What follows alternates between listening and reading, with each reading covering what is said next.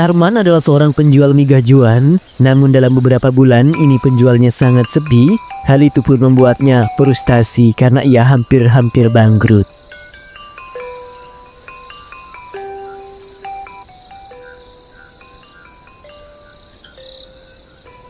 Duh, kok sepi banget ya? Ada apa ya? Gak ada satu pembeli pun yang mau mampir ke warung kita. Mana modal kita sudah nipis banget, Bu. Iya Pak, Ibu juga bingung. Kenapa ya kok beberapa bulan ini warung kita jadi sepi banget? Apa rasa dari mie gajuan kita kurang enak ya? Perasaan saya mie gajuan kita ini enak-enak aja deh. Oh, mungkin kita harus pakai penglaris ya, Bu, kayaknya, Bu. Hus, penglaris kan haram Pak, dan juga banyak resikonya. Nanti takutnya kita kena masalah loh. Iya sih, Bu. Bapak tuh udah pusing banget, Bu. Harus gimana lagi supaya jualan kita tuh bisa laku laris manis? Yang sabar ya Pak, Ibu yakin kalau emang udah rezekinya warung kita bisa rame. Dan ini udah malam Pak, sebaiknya kita pulang.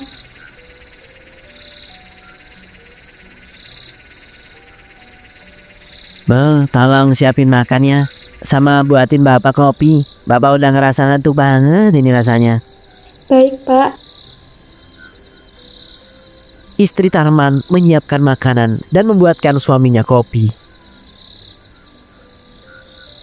Don, sini makan dulu. Ya, Bu.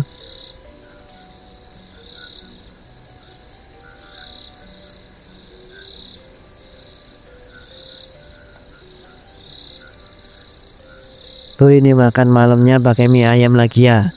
Iya nak, mie ayam jualan tadi soalnya masih banyak. Sayang kalau dibuang. Doni bosen loh, Bu, makan mie ayam. Makan mie ayam terus. Sekali-kali makan pakai daging ayam gitu loh, Bu.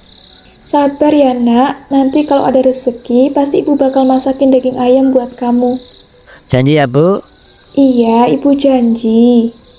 Keesokan paginya, Tarman dan istrinya kembali membuka warung mie gajuan milik mereka.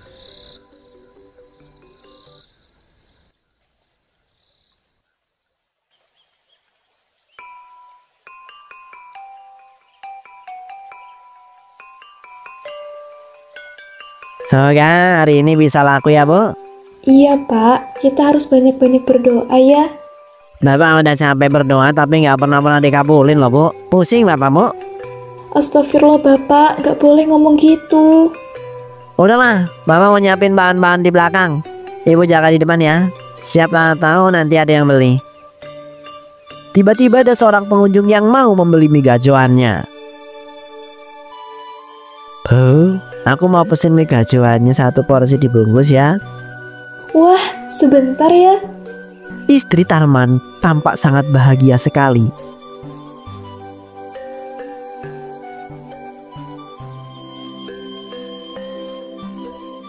Ini pesanannya, mampir lagi ya ke sini. Ya, Iya Bu. Pak. Semoga nanti tambah banyak ya, Bu, yang beli. Halah, palingan juga cuma 1 doang yang beli. Nyatanya sampai sekarang belum ada tuh yang beli lagi. Udahlah, Tarman, kamu tutup aja ini warung mie gajuan. Udahlah, mie-nya nggak enak, tempatnya kumuh gini. Tutup mulut kamu ya. Gak usah asal ngomong. Jangan mentang-mentang lebih rame.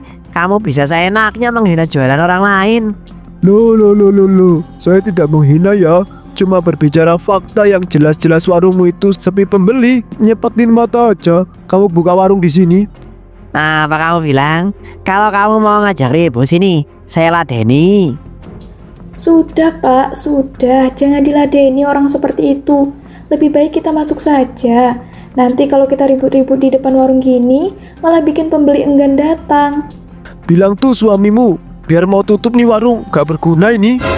Bapak sebaiknya pergi sekarang dari sini. Atau saya teriak dan panggil warga kalau Bapak sengaja mencari keributan di warung kami. Gitu aja kok nyolot. Pedagang itu pun pergi dengan wajah jengkelnya. Sudah ya Pak, nggak usah terlalu difikirkan apa yang dikatakan orang itu. Kita nggak bisa, Bu, terus-terusan gini. Kita harus segera cari cara buat warung kita itu bisa rame lagi. Bapak malu, Bu, dihina-hina kayak tadi. Tapi Pak, gimana caranya? Bapak akan pergi ke dukun, Bu, buat minta penglaris. Astagfirullah Pak, jangan. Kan Ibu udah pernah bilang kalau pakai penglaris itu syirik Pak, dan banyak banget resikonya. Bapak gak peduli Bu, ini adalah cara satu-satunya. Ibu kalau gak setuju sama keputusan Bapak, ya lebih baik Ibu gak usah bantuin Bapak lagi dan cari suami baru aja. Bapak kok ngomongnya gitu sih?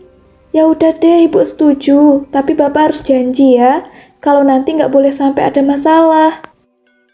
Tarman kemudian pergi menemui seorang dukun terkenal di kampung yang ia miliki. Punten Mbah, kedatangan saya kemari mau minta sebuah penglaris supaya jualan saya ini bisa ramai Mbah. Tapi kamu sudah tahu kan kalau sudah berurusan dengan sesuatu yang berbau gaib seperti ini pasti besar resikonya. Apakah kamu siap? Siap Mbah. Saya sudah sangat frustasi dengan dagangan saya yang selalu sepi. Jadi saya siap melakukan apapun Mbah. Baiklah kalau begitu. Ada satu penglaris yang ampuh dan cepat, yaitu tali pocong jenazah yang baru tewas. Tali pocong Mbah? Itu bagaimana caranya? Setelah nanti kamu mendapatkan tali pocongnya, simpan tali pocong itu di dapur warungmu. Dan pelanggan akan datang tanpa henti. Tapi ingat, ada perjanjiannya. Jangan sampai orang lain selain kamu menyentuh tali pocong itu, atau kamu akan terkena sebuah musibah. Baik Mbah, saya akan terus ingat perjanjiannya. Malam harinya, Tarman langsung pergi ke kuburan di kampung sebelah.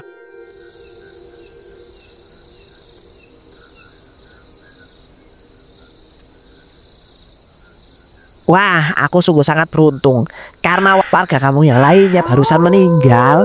Sebaiknya aku harus cepat-cepat menggali kuburannya ini dan mengambil tali pocongnya.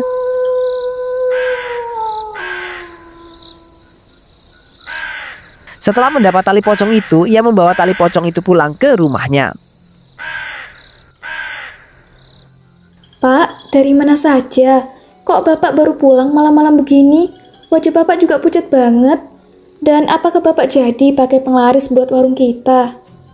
Sudahlah Bu, jangan banyak bertanya. Yang penting besok kamu siapkan mie sebanyak-banyaknya ya. Kamu tinggal masak saja, jangan khawatir.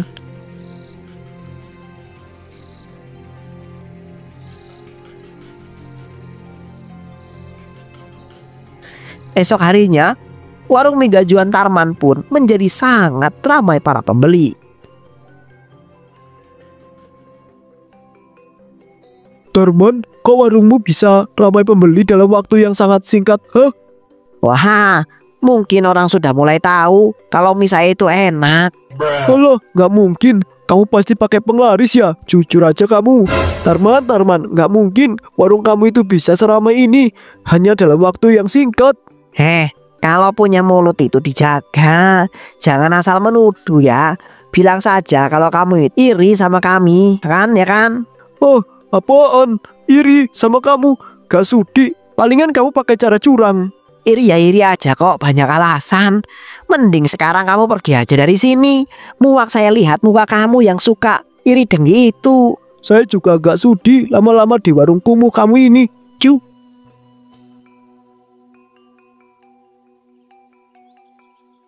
Sebulan kemudian warung mie gajuan Tarman semakin laris dan sangat terkenal. Duh, kali ini tali pocongnya kelihatan sih ya. Harus segera aku sembunyikan dulu supaya nanti tidak ada yang bisa menyentuhnya. Namun tiba-tiba saja istrinya datang dan menarik tali pocong itu. Walah, ini toh Pak penglarisnya. Pantesan Bapak diem aja pas Ibu tanya waktu itu. Ibu Bu, jangan disentuh tali pocongnya. Waduh, nanti bisa kita kena musibah. Hah? Emang bisa gitu Pak? Iya Bu, perjanjiannya itu nggak boleh ada yang menyentuh kecuali Bapak. Ya ampun, Bapak kok nggak bilang sih dari awal? Kenapa harus disembunyikan sih? Kan jadinya gini. Sudahlah, sudah terjadi juga. Kita berharap saja semoga tidak ada masalah yang menimpa keluarga kita. Beberapa waktu kemudian, hal-hal aneh mulai terjadi di rumahnya Tarman. Tolong, ada pocong Bu. Ya ampun Doni, kamu nggak apa-apa kan? Dani takut, Bu. Dani takut. Hal itu pun terus terjadi.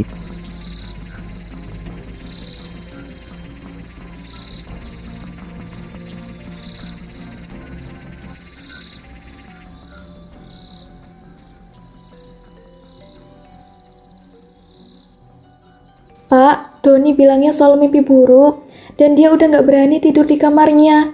Apa sebaiknya kita titipkan Doni ke rumah neneknya saja ya? Ide yang bagus, Bu. Sebaiknya kita memang seperti itu agar Doni juga tidak terganggu kesehatan mentalnya. Tapi ya, Bu, Bapak juga mimpi didatangi pocong. Ibu juga, Pak. Sekarang apa yang harus kita lakukan? Sementara itu tak lama kemudian, pelanggan yang sering datang di warung Tarman mulai jatuh sakit. Gejalanya mual-mual, pusing-pusing dan juga muntah-muntah setelah makan mie dari warungnya Pak Tarman. Pak Tarman, saya merasa mual-mual dan sakit setiap kali mau makan di sini, Pak. Ada yang salah dengan minyak Anda ini? Hah, gak mungkin bapak-bapak. Banyak yang makan di sini baik-baik saja kok. Tapi saya juga mual, Pak.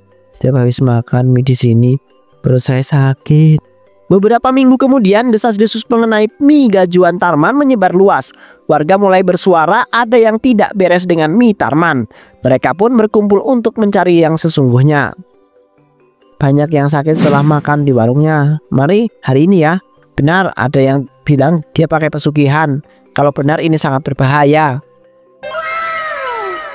Di malam harinya,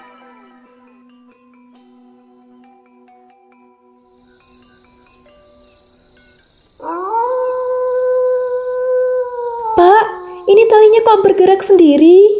tenang aja, tenang Bu, jangan panik. Pada saat itu warga yang sudah mendengar kabar buruk tentang mie Tarman kemudian datang berbondong-bondong ke rumahnya dengan marah. Tarman, keluarlah kamu.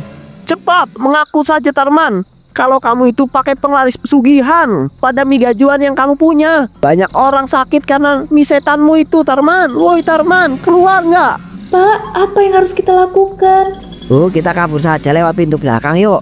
Dengan panik, Tarman pun lari berusaha kabur. Tetapi mereka terjatuh tepat di kuburan tempat tali pocong itu diambil. Tiba-tiba saja bayangan pocong itu muncul, membawa tali yang pernah dicuri Tarman. Kamu sudah melanggar perjanjian. Kini kau akan merasakan akibatnya. Pak, itu pocong. Dia datang. Cepat, Pak. Kita harus kabur. Tidak Bu, aku tidak bisa bergerak. Tali ini melilit aku. Sakit kita, sakit kita. Tiba-tiba petir menyambar keras diikuti hujan deras yang mulai turun. Dan dalam sekejap tubuh Tarman dan istrinya terbujur kaku dan tak bergerak. Azab pun menimpa mereka di tengah kegelapan.